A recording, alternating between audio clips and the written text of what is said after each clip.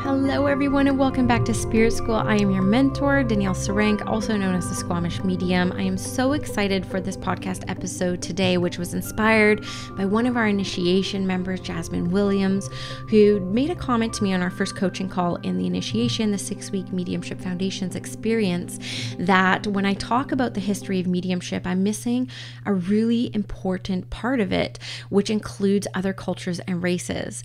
And so I really appreciated her bringing this to my awareness. It put me on a path of discovering more about my own culture and the history with mediumship. Of course, I'm First Nations Canadian, as well as Scottish descent as well, and English and Canadian. So this was a really eye-opening comment for me, and I really wanted to dedicate this episode to her because she was somebody who provided me with a list of historical Black mediums who had massive impact on the mediumship world and early spiritualist days. And I'm so excited to share just a little bit of their stories here today. And this has also inspired me to create an entire lesson around mediumship from different cultural lenses and people who of biracial descent and Black descent and Indigenous descent for future initiation programs. So I'm really excited. She really inspired me. So I want to dedicate this episode to her.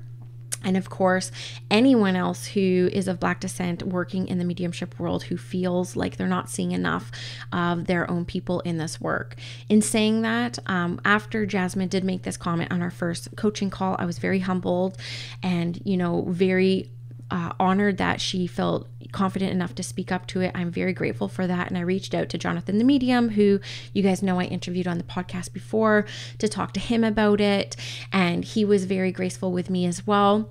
And so I'm very happy to also announce that he has a special message for all of you out there. If you stayed to the end of the podcast episode, he wanted to include just an inspirational message as a working Black medium of today's age for everyone out there. So definitely stick around for that. And I just wanted to say that I hope you guys enjoy this episode. Do know, just a bit of a disclaimer, that I did have to research these 4 mediums I'm about to talk about. So I will be reading off of notes. Now, my natural style of being a podcaster is to riff. I know mediumship, I feel, what I speak about from the back of my hand. So I don't usually research and do notes. I just share the wisdom that I have at this current phase of my life.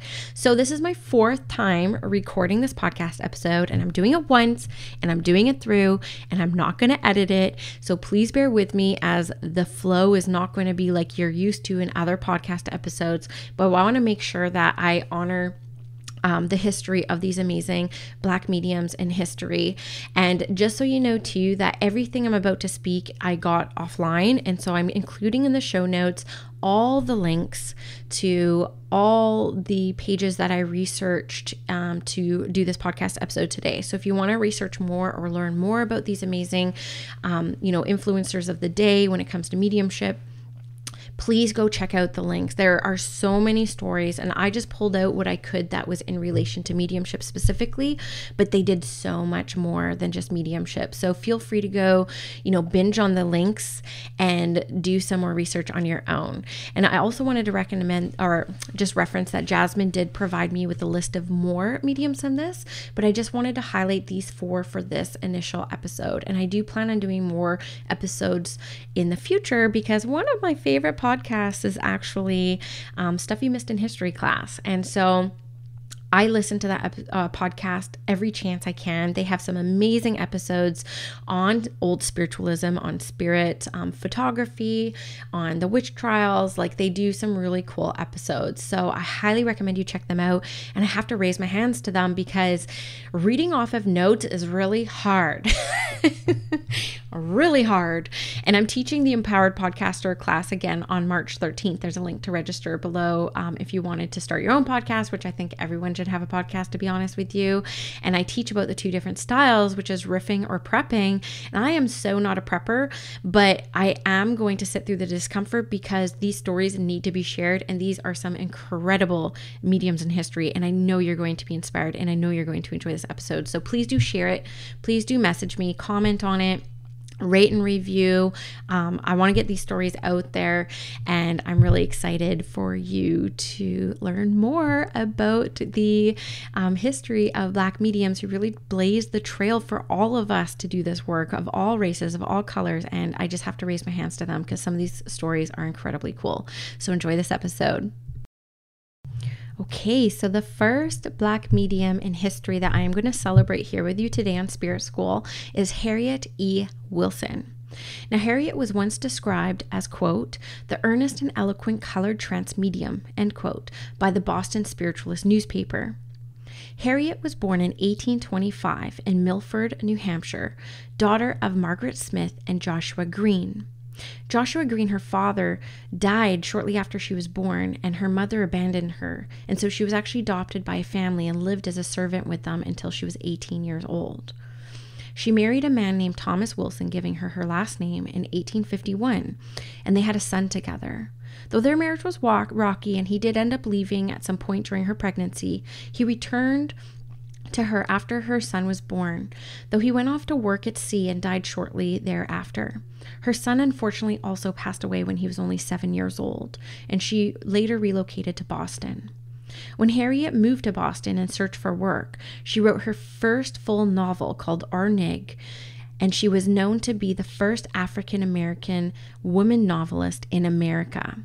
Though for many years, the novel was actually accredited to be the work of a white author.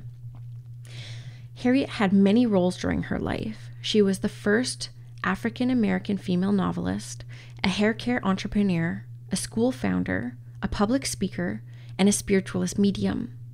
Because of scant record keeping of African American genealogy records prior to the Civil War, it wasn't until over 80 years after her death in 1900 that Harriet finally became recognized as a woman with an identity. Harriet was passionate about sharing spiritualist philosophy with children and was active in the Massachusetts Spiritualist Association. And please know, I have a really hard time saying that word, so I apologize to all the MA folks here who I may be not honoring your state's name. But the Massachusetts Spiritualist Association, and gave an address to over 3,000 people at the Great Spiritualist Camp meeting in 1867. In 1968, Harriet gave lectures, sometimes entranced, in Massachusetts, New Hampshire, Maine, and Connecticut.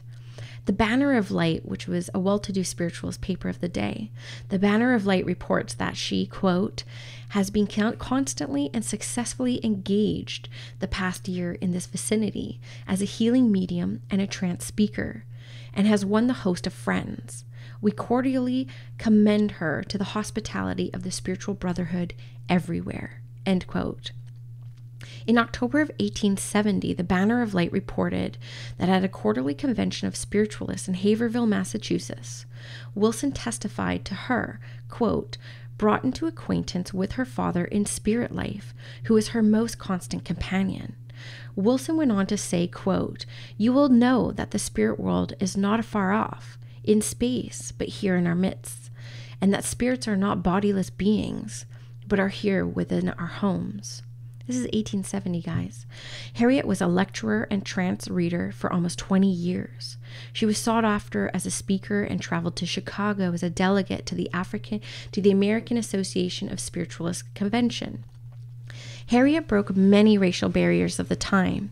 She opened a Sunday school for the children of, quote, the liberal-minded, and, quote, ladies' aid parlors in Boston. A woman of color teaching white children in private school was unheard of at the time, and she was later sidelined in her school after 2 white men took over the school's management. Harriet established spiritualist societies in Mansfield and Foxborough, Massachusetts, and later spoke to over 16,000 people at the 4th annual Spiritualist Camp meeting. By 1900, when Harriet died, she had retired as a medium in Quincy, Massachusetts. So what I found really interesting about Harriet was, as I was doing research, she had a really lengthy Wikipedia profile, but no mention, and I mean 0 mention, of her being a medium. And she obviously had an incredible pact on mediumship at the time, but they really highlighted her novel work because she did more than 1 book as well. So very cool. Yeah, so I hope you guys enjoyed that about Harriet. Again, links below if you want to read more about her. And I will post her images in my newsletter and on my Instagram because I really want you to see these images of these amazing mediums as well. So the next medium I would love to highlight of Black descent is Paschal Beverly Randolph. Now, the name is spelled Paschal. So I believe that is sounding Pascal. So please bear with me if that is not the correct way to pronounce the name, but that's how I'm going to pronounce it. Paschal was a mixed racial medical doctor, writer, occultist, spiritualist, and trance medium.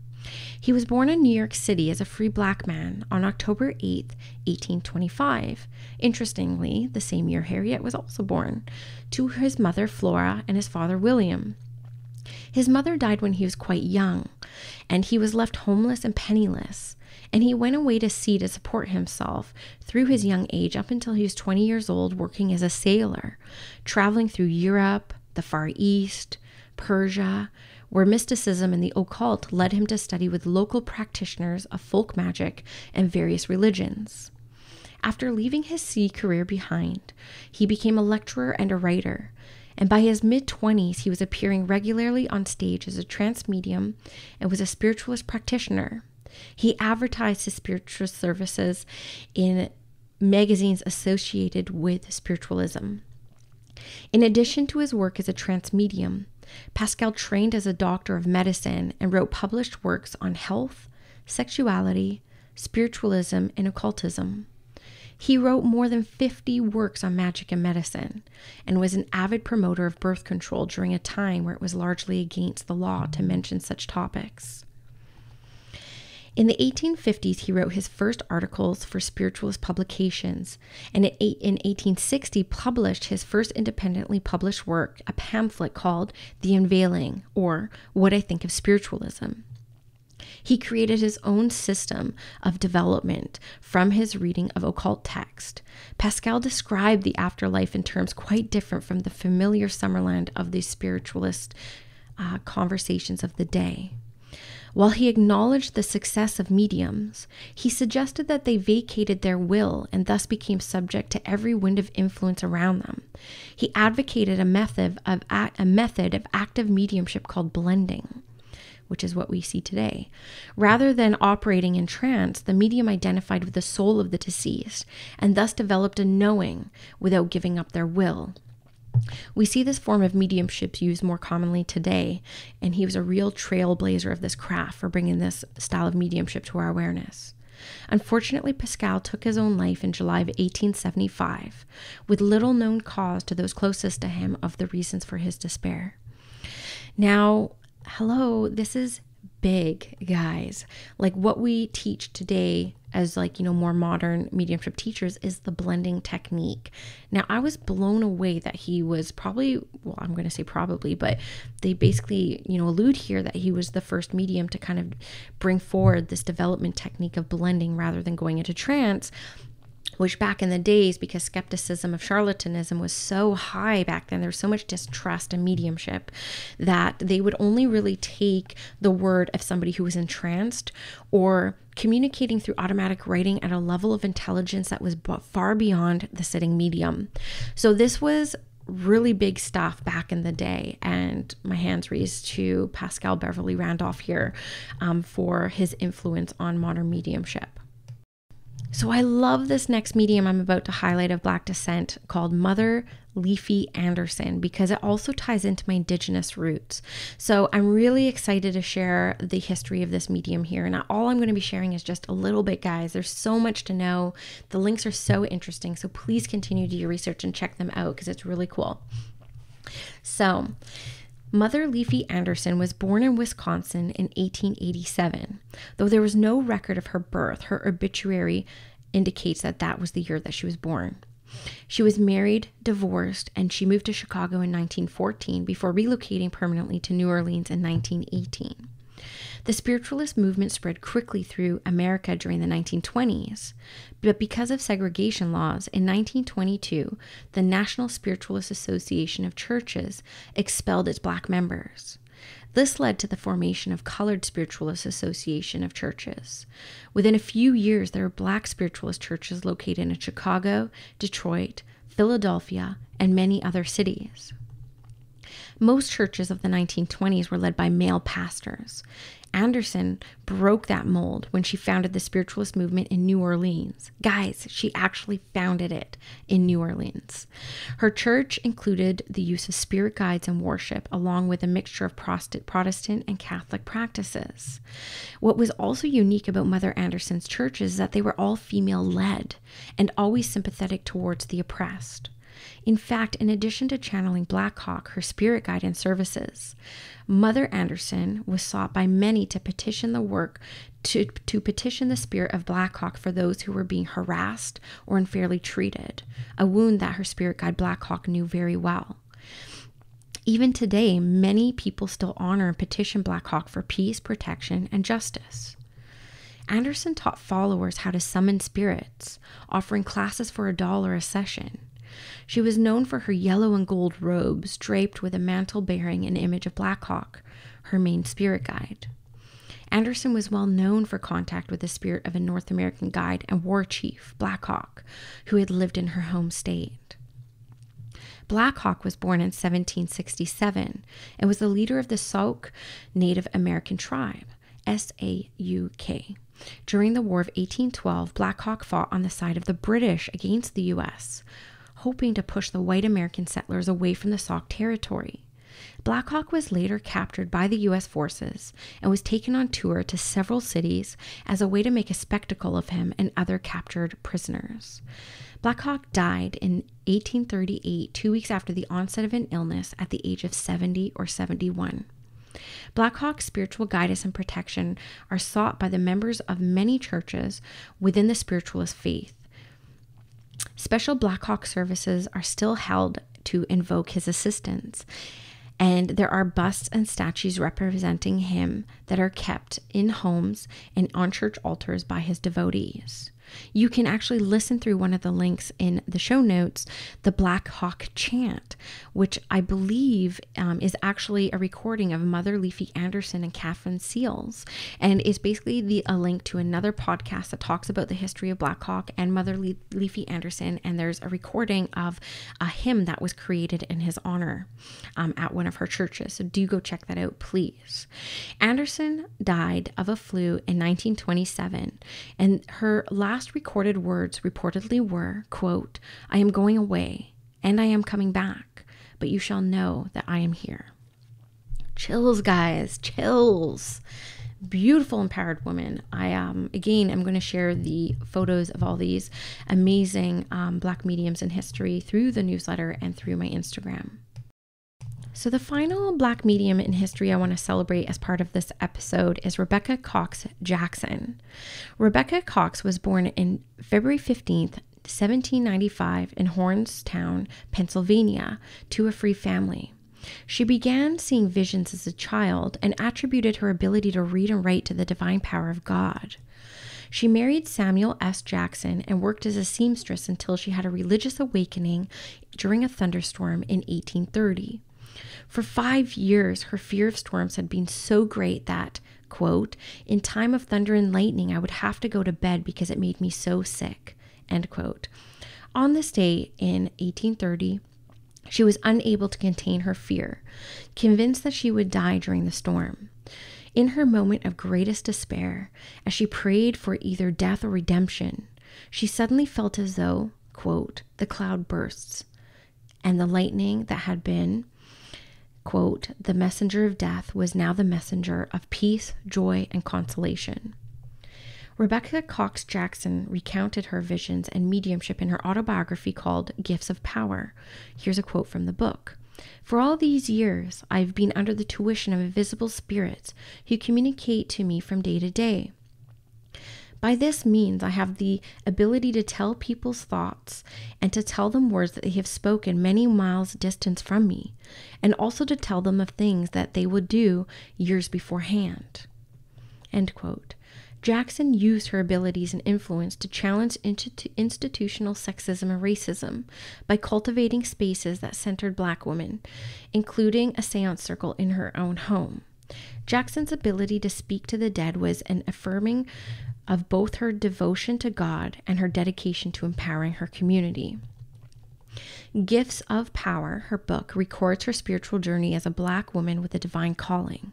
She describes a wide variety of visions and visionary experiences, including mysterious prophetic dreams and supernatural gifts of power, such as the ability to control weather by prayer. Isn't that interesting that she notices that she has this power to control weather by prayer and had this incredible awakening during a thunderstorm? I love that. She explains that the dreams, visions give access to a world in which laws of nature don't exist. The physical body left behind.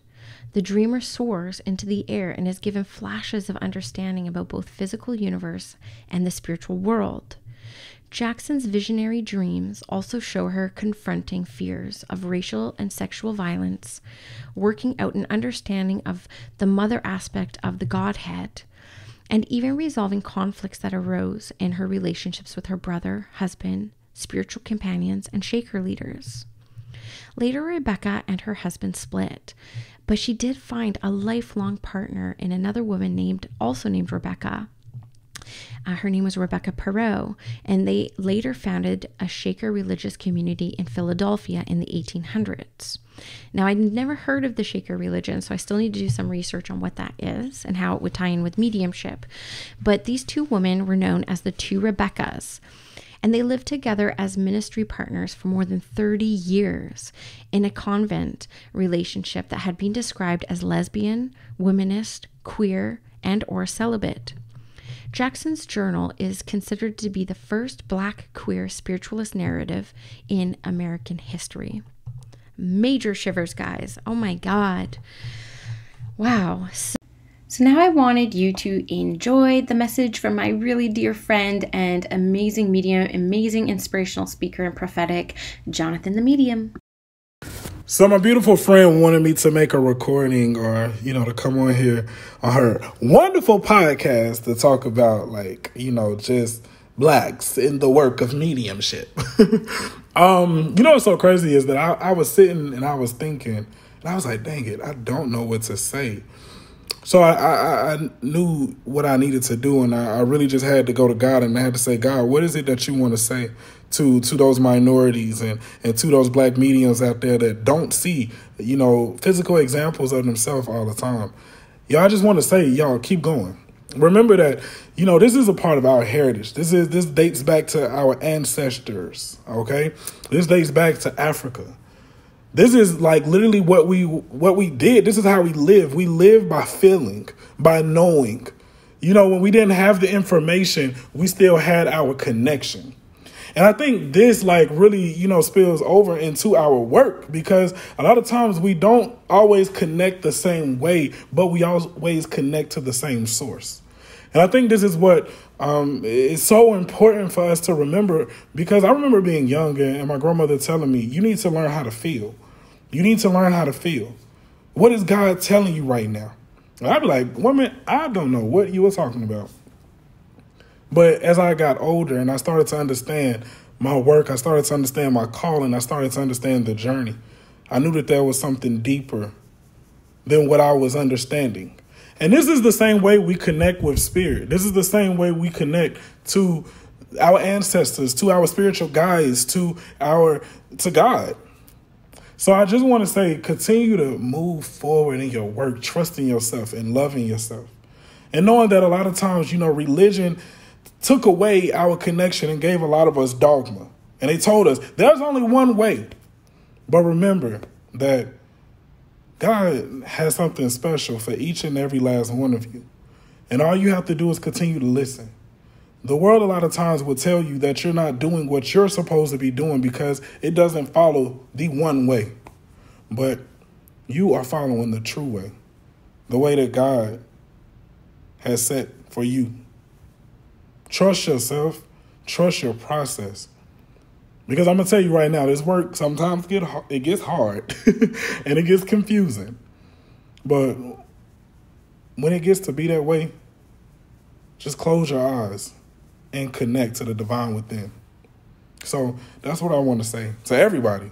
not just the minorities, not just the Black mediums, because we're all doing this work, hopefully, for the highest and greatest good of humanity. This is incredible. I am so incredibly grateful to Jasmine for bringing this to my awareness, because I went down so many historical rabbit holes, and this has inspired me to keep researching lesser known and given lesser airtime spiritualists of many different descents and backgrounds. And I hope you really enjoyed this history lesson on some of the real foundational players of mediumship that are Black. And I'm also really going to encourage you guys to look at your own descent and look at your own, lineage and the backgrounds that you come from, and look at maybe how the different spiritual practices can't come into play, and how many of maybe the energy or the wisdom that you hold within yourself could come from this really strong lineage. So I would love to hear what you thought of this episode. I would love to hear from you on it. So definitely email me at squamishmedium@icloud.com or message me on Instagram. Share the episode. I would love it. And I look forward to seeing you next time on Spirit School.